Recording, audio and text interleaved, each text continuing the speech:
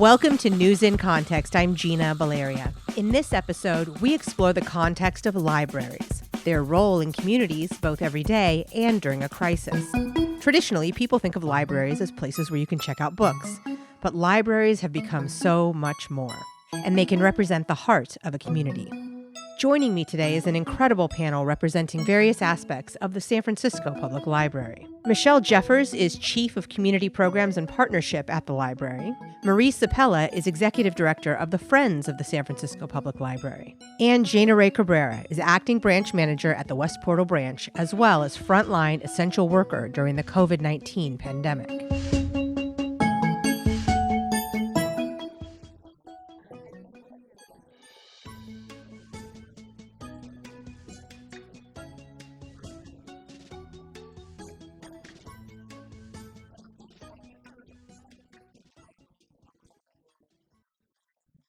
I always like to say we're not necessarily in the book business. We're in like the reading and information and learning business. That's what we're about. We're so much more a sense of connecting your community to resources that you need to live a fuller, happier, more informed life.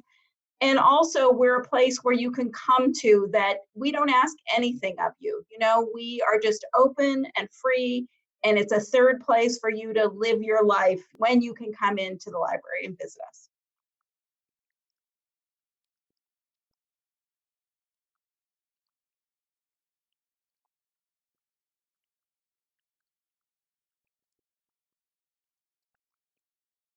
Some of it is the same. We're still providing a lot of information out there, whether it's telephone reference service, email reference service, answering questions. We're still connecting people as much as we can online with the resources that we have. And we're very lucky to have a really robust collection of movies and music and television and books, in multiple formats for people. But the interesting thing the library is doing is that we're part of our city. We're part of the city's ecosystem. And so we're serving our city in a lot of different ways beyond the traditional library services. A number of staff, more than 36 right now, doing contact tracing work for the city. So helping to find a solution to contain this horrible virus. And we also have people doing, the basic stuff of food pantry work, making sure our community is fed, and nourished through this difficult time. We have people at testing sites, just being greeters at the testing sites, making people have a more comfortable experience when they do have to go for a test.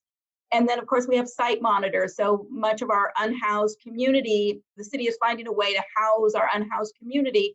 And our staff, who are very used to dealing with this population every day through the libraries, is being a great source of comfort for those people by being there on site, helping those people get connected to resources too. If they didn't have library cards, connecting them to library cards and showing them, with proper social distancing, how to use the library's resources online.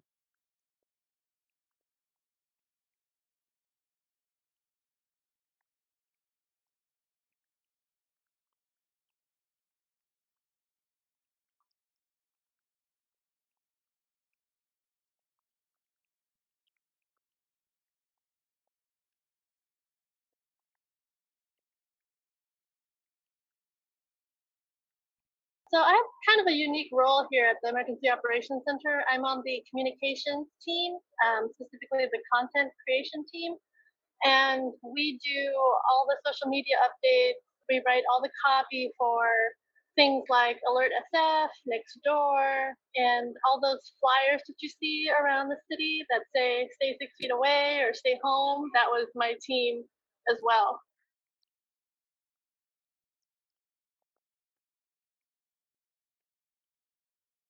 Right. They knew that I have a background in journalism, so that's how I ended up on the communications team in the first place. I worked as a journalist for about 4 to 5 years before switching to librarianship, and I feel like there are a lot of parallels between journalism and librarianship, actually, in terms of like information literacy and community and making sure people are educated with the right information.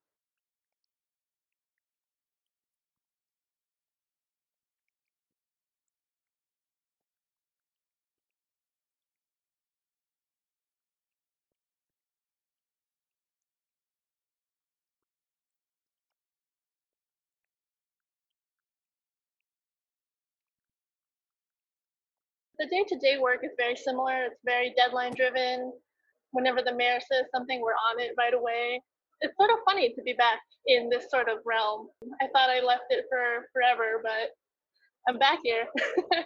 And it's been nice to sort of brush off those skills and reconnect with other people in this sort of field across the city. On our team, we have people from Public Works, we have people from the Department of Emergency Management and the port. So there's a lot of different folks on our team who have communications background, and it's just been really fun actually to work with people from across the city departments.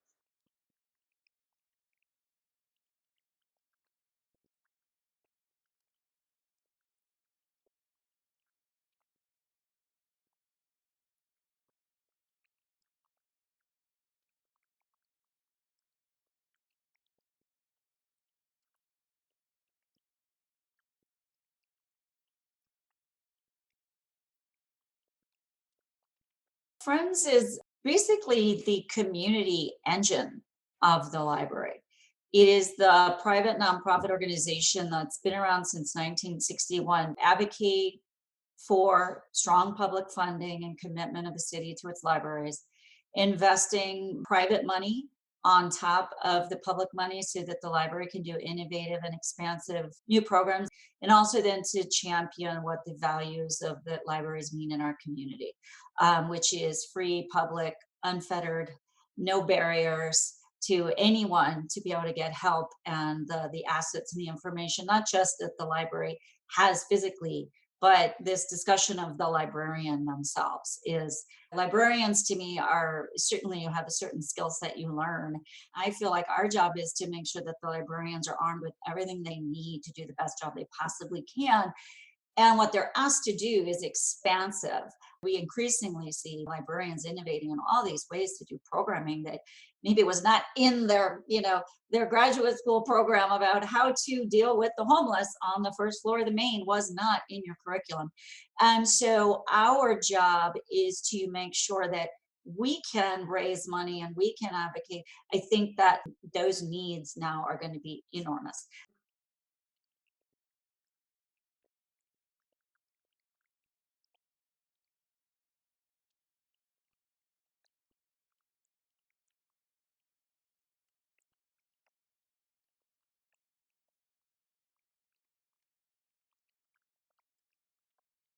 Right away, I would say that the library is very committed to maintaining learning this summer. And so Friends is really the biggest and sole supporter of our Summer Stride program, which is a citywide program that tries to get everybody to read all summer long, aimed at making sure kids don't slide back academically over the summer. That's the general goal, but we also make it very inclusive for everybody to participate, because we know that families who read together will end up much stronger readers by doing it together, and we want to include everybody in it.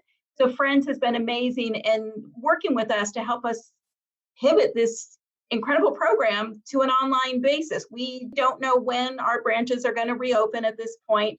We don't know when we could have people come back in with their library materials and tell us what they've read this summer, but we didn't want to lose the opportunity to still promote reading and still promote learning over the summer and have it in a different way. And so we're doing an online summer learning program. We're doing virtual programs. Over the summer, we usually host 1,000 free programs for kids and families to have something to do basically every day of the summer by going to their library.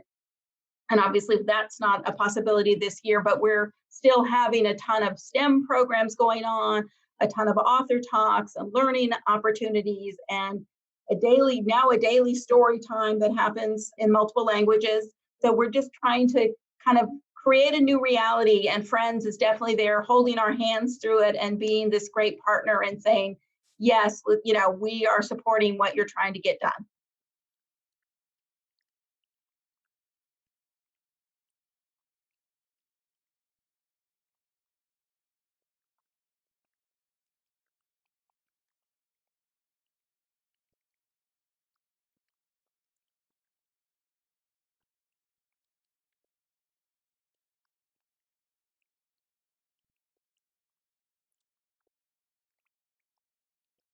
The library, as a place that, again, is free and open to everyone, has always been a resource for our community that is unhoused. And we've never had any rules that say you can't come in and you can't have library privileges just because you don't have an address or you don't have a place to live. We are very open and welcoming to all. We were the first library system in the country to have a social worker on site so that we could help solve problems that librarians might not be able to do as a reference question, but somebody who could really connect people who are unhoused to the services that the city had to offer. And so this does become an extension of that. Most of our branch libraries are very aware of their patrons and very concerned and care about the people that come in their doors every day. So, extending this service in this way to serve the people where they are, and in this case, some places in hotels and other sites, is a really important and critical job for our staff to be doing.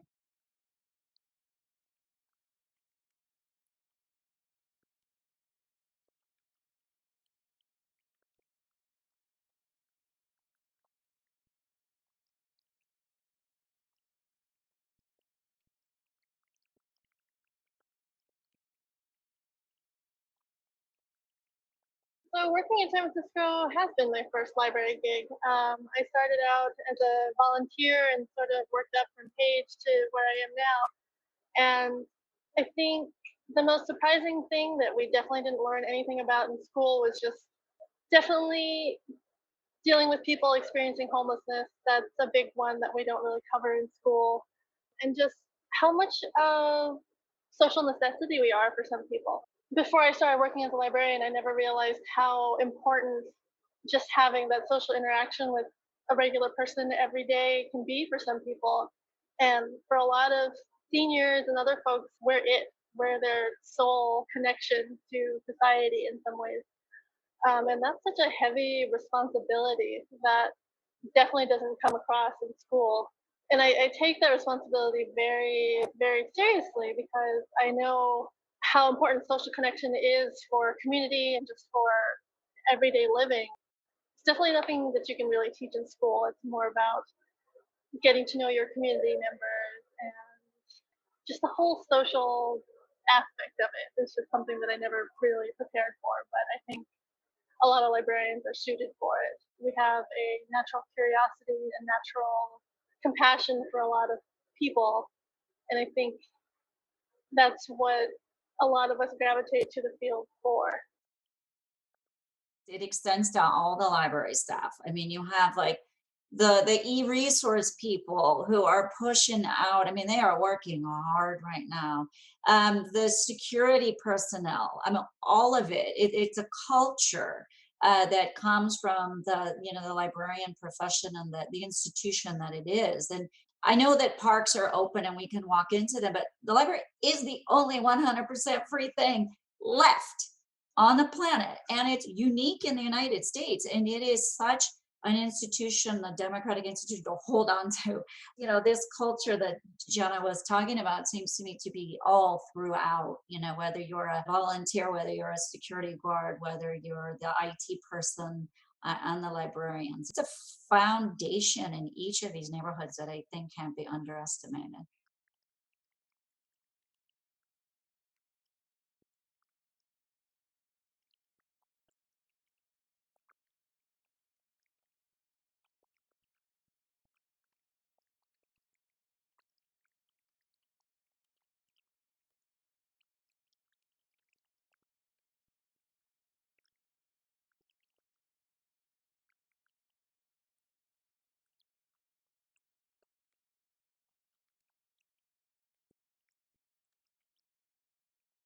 It's been very difficult. I think through our programming, we're trying to maintain some of that social connection, especially through programs like story times. At least at my branch, we're still putting out a regular monthly newsletter, sort of inform our community about different resources that the library has to offer. But it's been hard. It's really difficult. I miss my patrons a lot. I miss my coworkers a lot. I miss the job so much.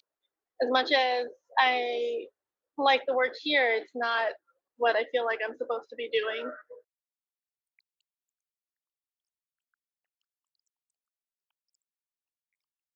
Thank you. So I am in the Moscone South building. This is the Emergency Operations Center for San Francisco's response to the pandemic.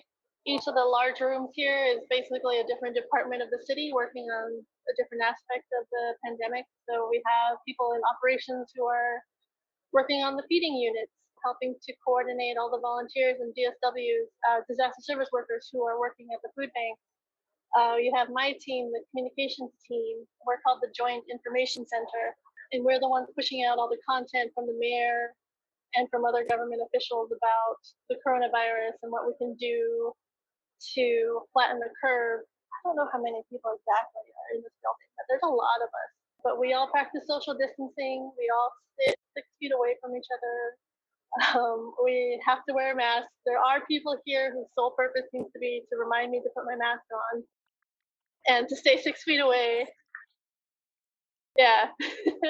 But there's hundreds of us here, and it's really cool to see the city come together in this way to help mitigate this crisis. We're talking about the role of the library in community, every day and during a crisis. Our guests are Michelle Jeffers, Chief of Community Programs and Partnerships at the San Francisco Public Library, Marie Ciepiela, Executive Director of the Friends of the San Francisco Public Library, and Jaena Rae Cabrera, Acting Branch Manager at the West Portal Branch and frontline essential worker during the COVID-19 pandemic.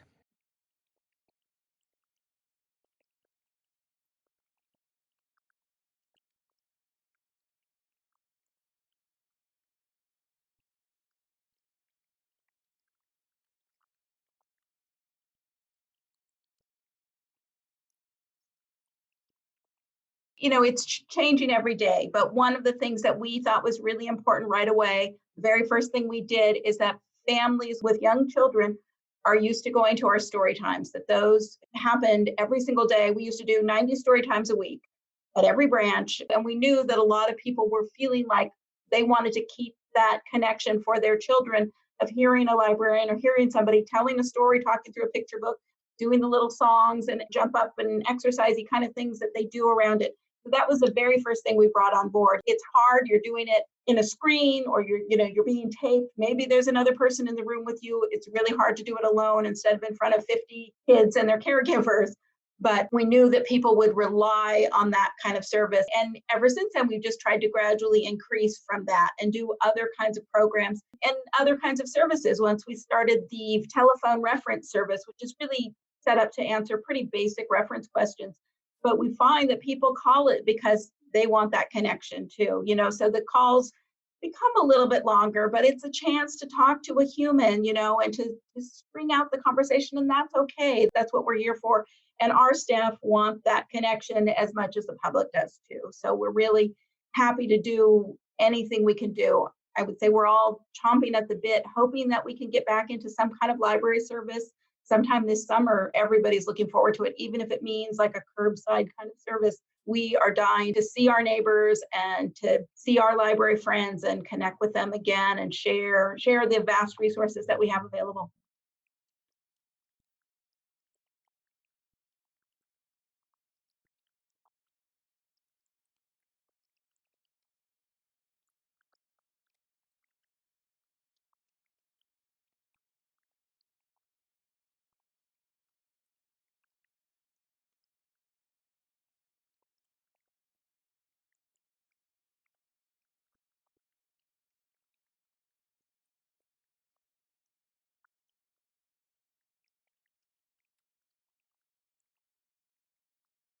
And I have to say that none of us knew how to do this, 2 months ago. The team of videographers at the library and the librarians that have created like this whole series of programs already, just librarians are filming a Spanish story time in their living room.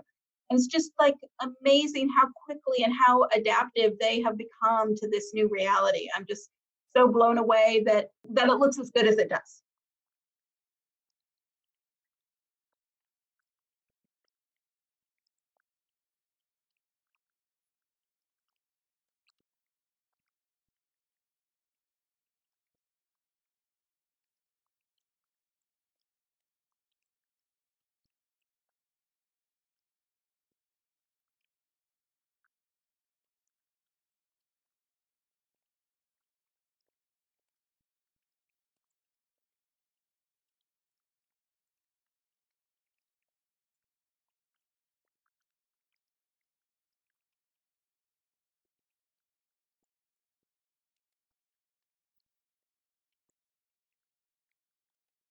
one of the things that people might not know is that a lot of things that are sort of our stock and trade, like teaching adults to read or teaching adults English language skills, are actually still going on. We've got this resilient and amazing group of volunteers and librarians and patrons that just want to keep that going. So people are having conversational phone calls, practicing their ESL skills, or the FOG tutors that are doing the really amazing phonics-based tutoring for children about how to read are still like coming up with all these ways to do flashcards on the screen and things like that to keep those programs going. So, even though our doors are closed, a lot of things that people rely on the library for are still going on.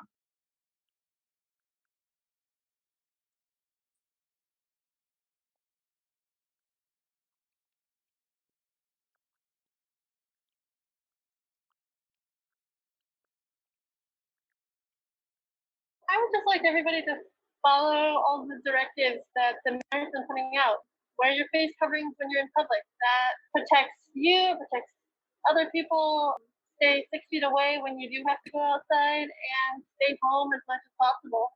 San Francisco is doing pretty well in our response to everything, and a large part of that is due to the fact that the community has listened to these directives in order to maintain public health. But it's just really important to continue to do what we've been doing, even though we are opening up some retail businesses today. That doesn't mean it's over yet.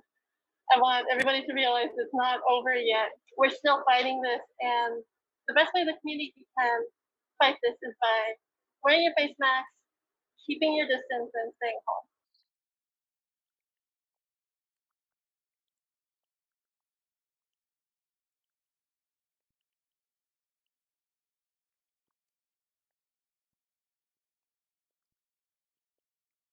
I want to remind them that the library is still here for them, that we're still doing everything we can to connect with them. Don't forget us, and we want to reopen as soon as we safely can do it for their safety and for our staff safety. And we're a little bit different than a retail model because we're exchanging information. And so that's, we have to go a little bit slower and a little bit more carefully. And also our city has deemed so many of our staff as essential workers, disaster service workers doing other jobs right now that are more important for the city and, being in shelters and contact tracing. So that adds another element to the work we're trying to do. But I would just encourage them to know that we're thinking about them, we're here for them, and we're looking forward to connecting with them again very soon.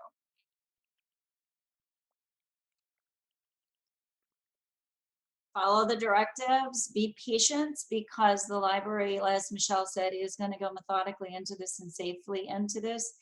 One of the things that Friends has done is responded to a request to buy something like 65 sneeze guards so that it will enable the library to go a little bit, it gives them that leg up to not have to wait for something to city procurement because we've already got them for them. So we've allowed them to have a little bit of a measure when they get to possibly holds and things like that, that we're also investing in the safety protocols now.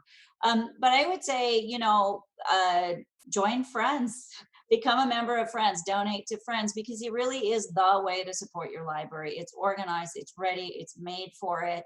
Your money is put to very good use. And I know there's lots and lots of places to donate these days, but one very, very big small investment you can make, and the small investments are big because they're collective and they're unified into one big pool for the library. But the foundation that we need in the library, if you could just donate a little bit to it, it enables Michelle and Jaena to do their work as best they can.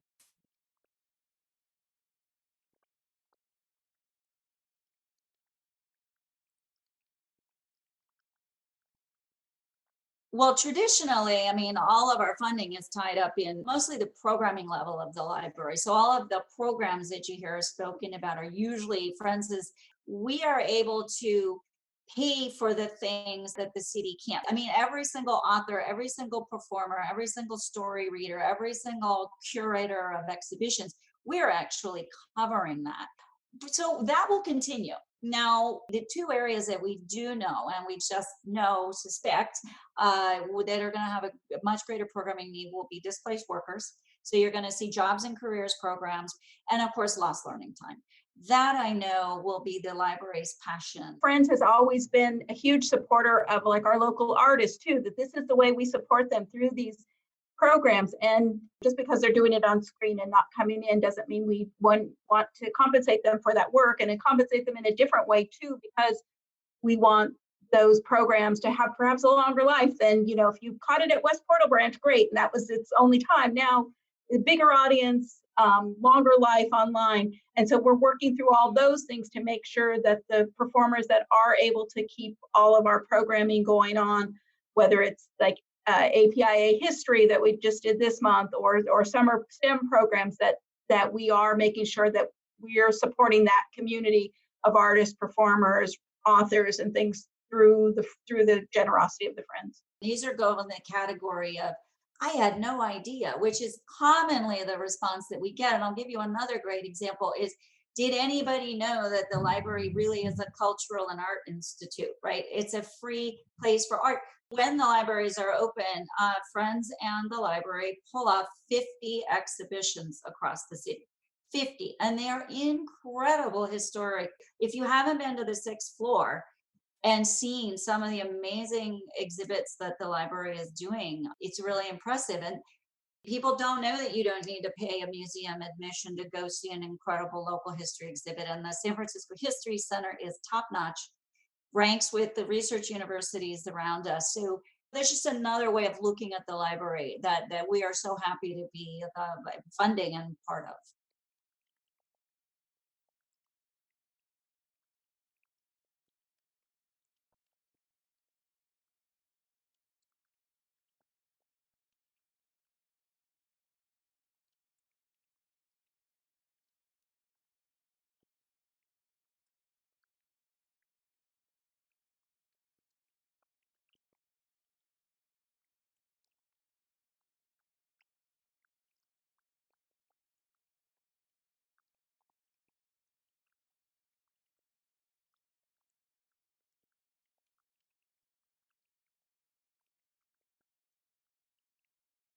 The library is the first department to ever get an A rating from its citizens, best department ever in the history of a city. And I also not sure people know that your city librarian is the head of the entire department, is spent the month working in a single residence occupancy hotel in the Tenderloin at the service of homeless people who have been housed there. I think that is pretty unique among a leader. And I do think that, again, it just shows what kind of souls librarians have, and what kind that literally librarians will do anything to help you. So I just wanted to shout out Michael Lambert and his great leadership with Michelle and her team.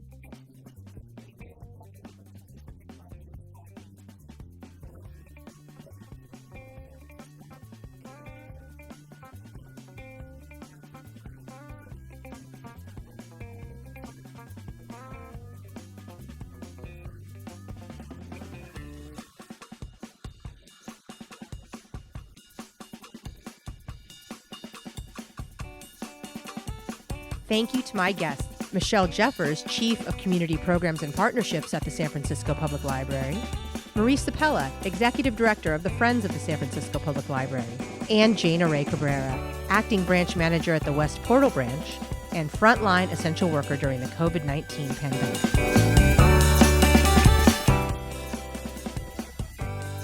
Music in this episode includes Spring Fling by Track Tribe and The Heist by Silent Partner. In addition to hearing News in Context every Friday at 8:30 a.m. and 6:30 p.m. on KSFP 102.5 in San Francisco, you can hear it on your favorite podcast channel. We're also on Twitter at News in Context SF, and you can find links to all of that at newsincontext.net. I'm Gina Valeria. Thank you for listening.